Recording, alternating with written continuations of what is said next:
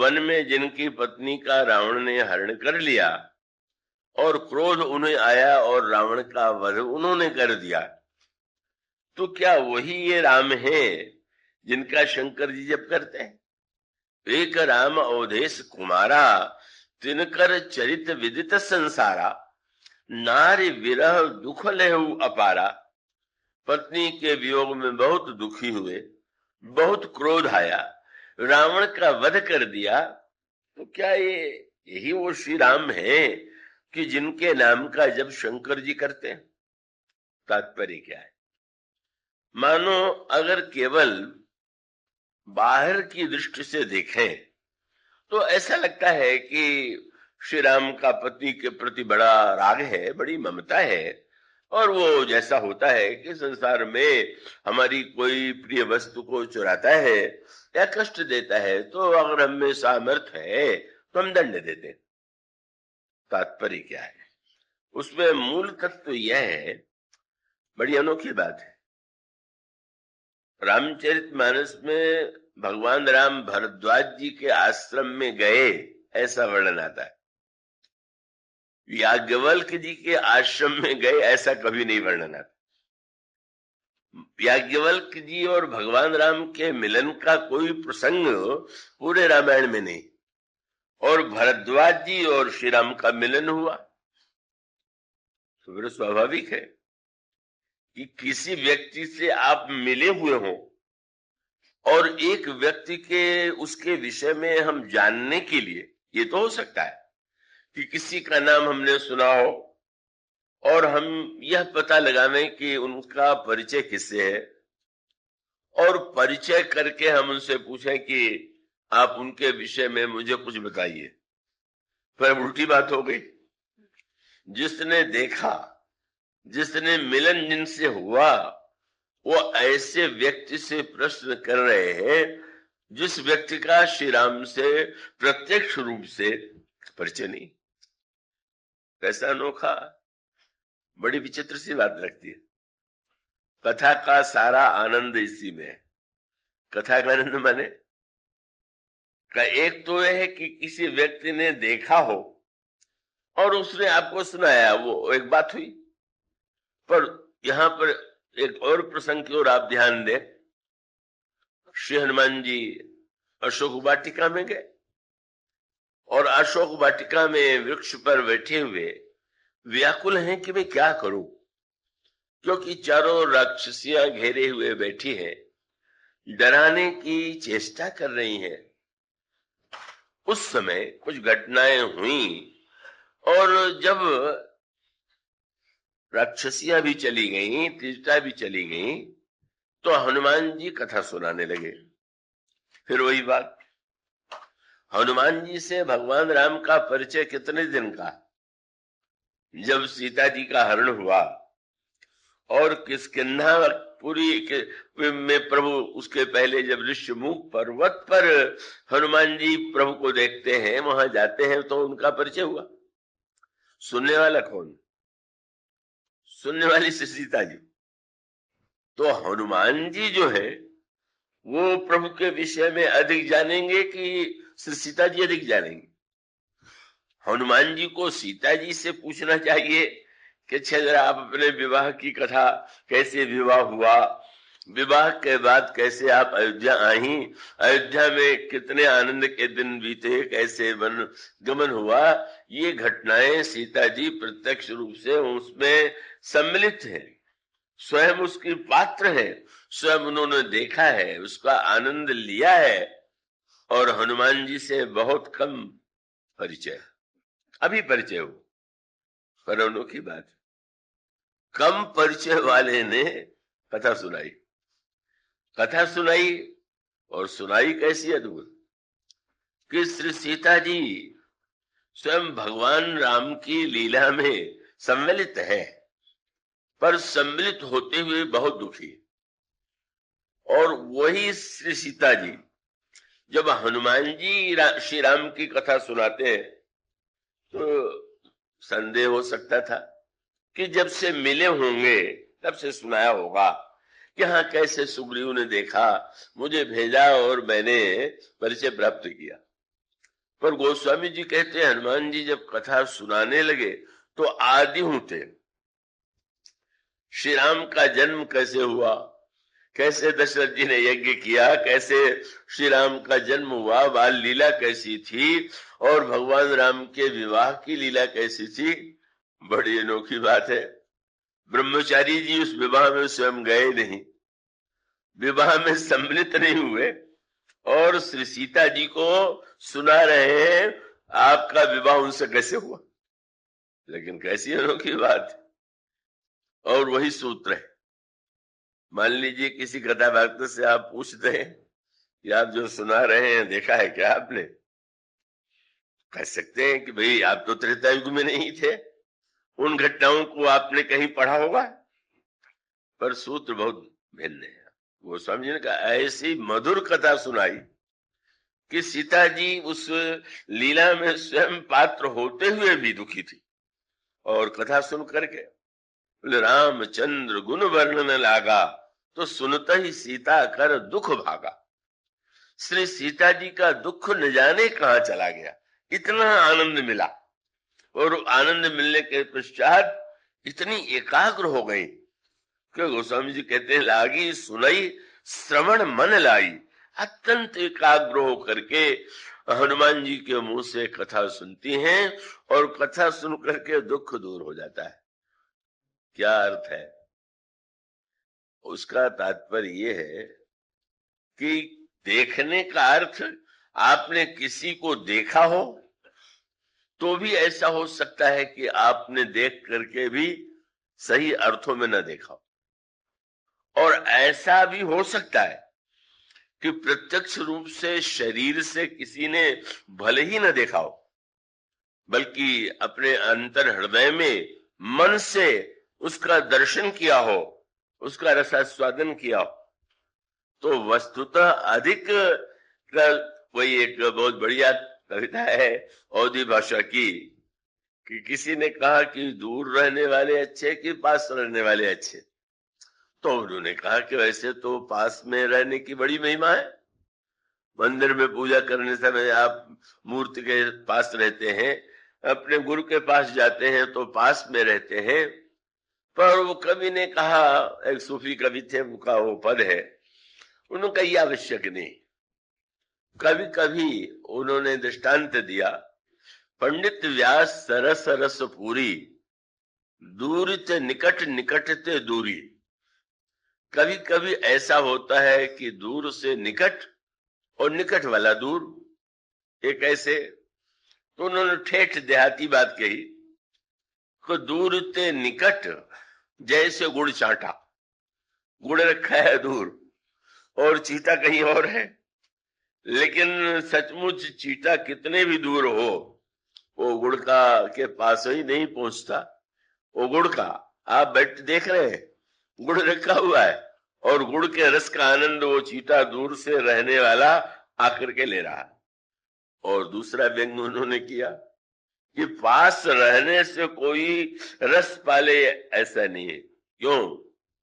उन्हें पंडित व्यास सरस सर पूरी, दूर ते निकट निकट ते दूरी, और दूर ते निकट जैसे गुड़ चाटा, और निकट ते दूरी फूल जैसे कांटा। गुलाब का फूल और उसके बगल में ही वो कांटा, और वो कांटा न जाने कब से रह रहा है, पर क्या कभी उसको उसके मन में क्या उसमें क्या उसके रस का, उसकी कोमलता का, उस सुगंध का कोई प्रभाव पड़ा है? मानो कथा का आनंद ही है कि वो देश काल व्यक्ति से निरपेक्ष है।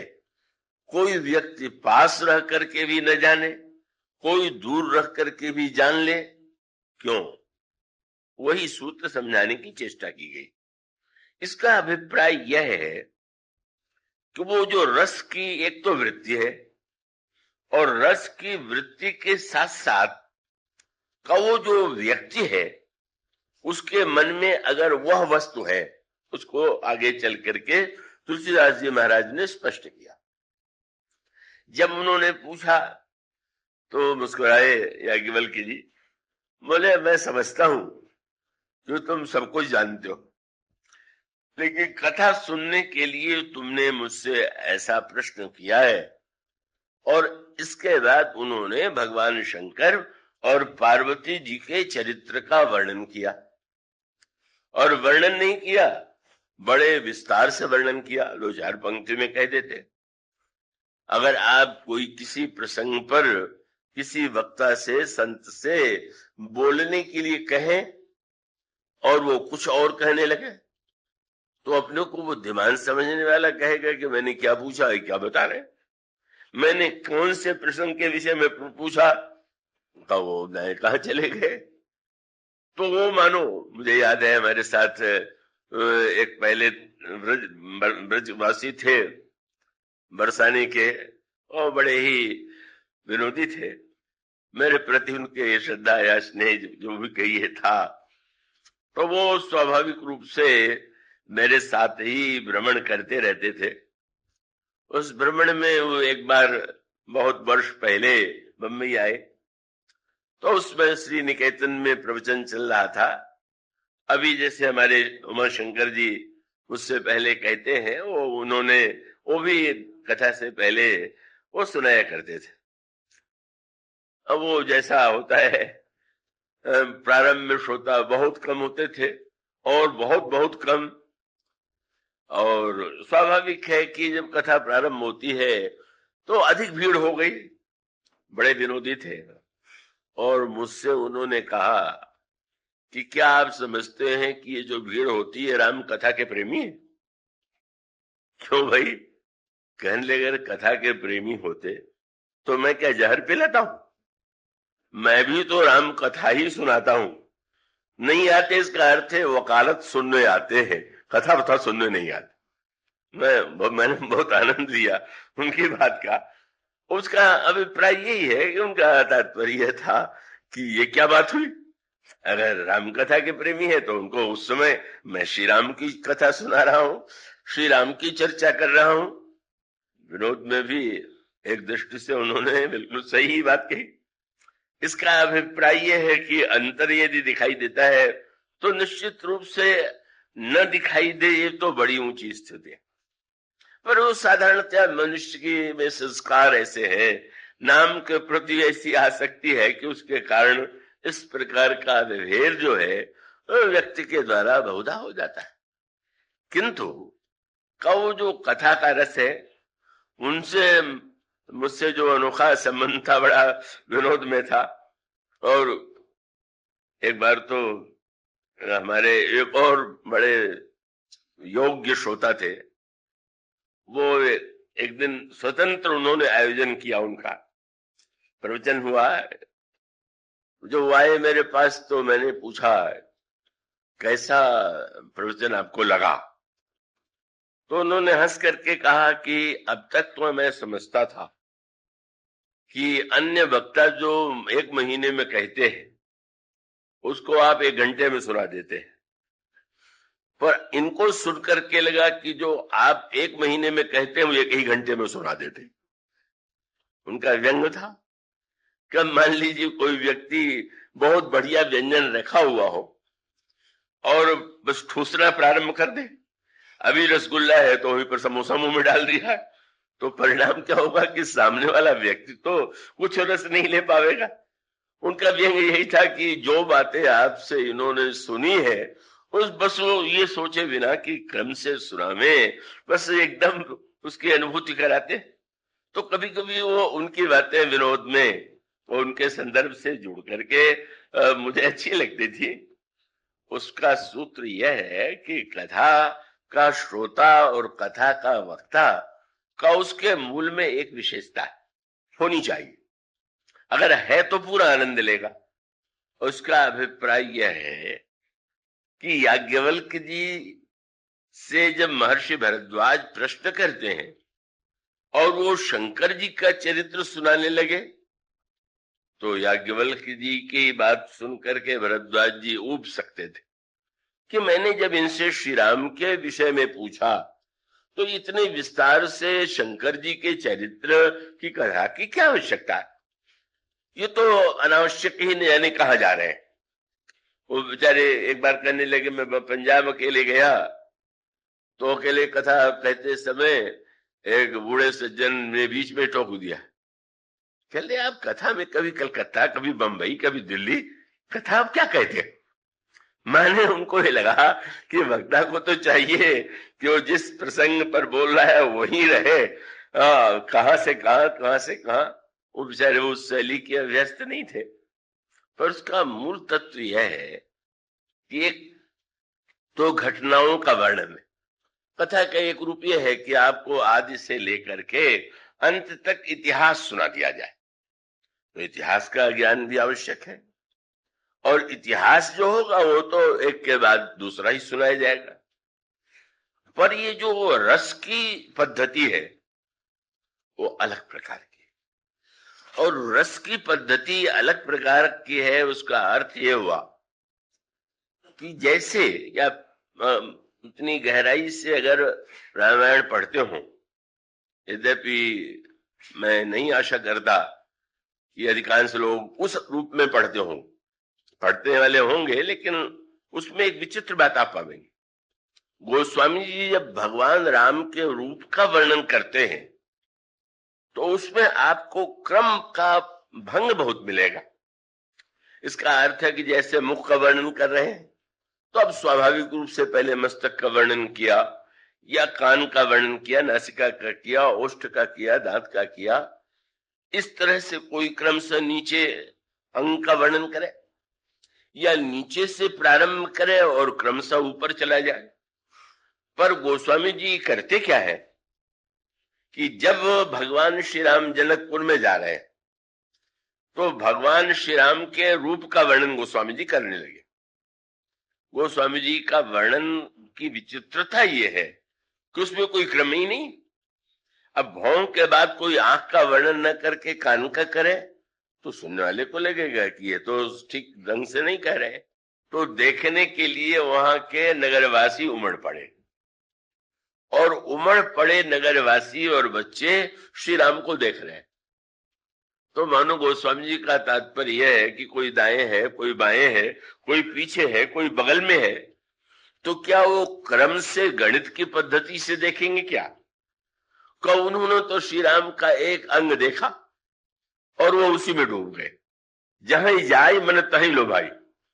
मानुष का अभिप्राय यह है कि यह तो समग्र रस परिपूर्ण ईश्वर है, कि इसमें क्रम थोड़ी है। संसार में जो वृक्ष है उस वृक्ष में तो क्रम है, वृक्ष है, डाली में फल लगा हुआ है, लेकिन जहां कहीं रस ही रस है तो किस व्यक्ति ने कहां से रस लेना प्रारंभ किया, ये तो उसको स्वतंत्रता। आप कोई भौं को देखें उसी को देखते रहना, ये आवश्यक नहीं कि भौं के बाद नेत्र भी दिखाई दे, ये आवश्यक नहीं कि नेत्र के बाद जो है आपको कपोल ही दिखाई दे। यह रस का जो एक अनोखा रूप है, मानो यह बताने का तात्पर्य यह था कि शंकर जी की कथा जब वो सुना रहे थे तो सुनाने के पीछे तात्पर्य यह था कि इतिहास के रूप में तो तुम्ही ने सुना दिया, तुमने तो कही दिया कि एक राम अयोध्या के राजा के लड़के थे, पत्नी के वियोग में बड़ा दुख हुआ, और दुख होने के बाद उनको क्रोध आ गया, क्रोध में उन्होंने रावण को मार दिया। इतिहास तो तुम सुना चुके, तो अब क्या मैं उन्हीं का तुम्हें इतिहास सुनाऊं? तो घटनाओं को सुनकर के तुम्हारे मन पर क्या प्रभाव पड़ेगा? श्री राम को रोते देख करके तुमने कहा कि तो महान विरही, यही विधि बिलपत खोजत स्वामी, मनहु महाविरही अति कामी। और इसका सूत्र क्या है, आगे चल करके उन्होंने स्पष्ट किया। मैं आशा करता हूं कि आप क्रम से ध्यान देंगे।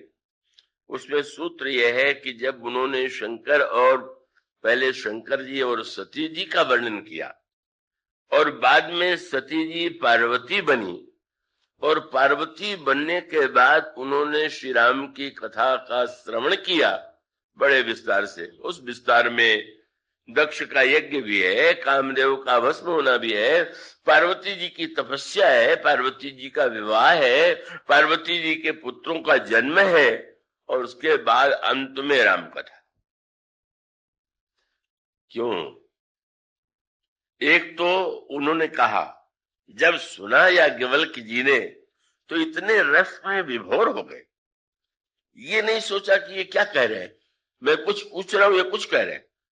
इतना आनंद हुआ कि बस आंखों में प्रेम के आंसू आ गए, बिल्कुल भाव में विभोर हो गए। और जब वो दशा याज्ञवल्क्य जी ने भरद्वाज की देखी तो कहा कि अब मैं ये समझता हूं, मैं जानना चाहता हूं कि जिसे मैं सुना रहा हूं वो सुनने का अधिकारी भी है कि नहीं।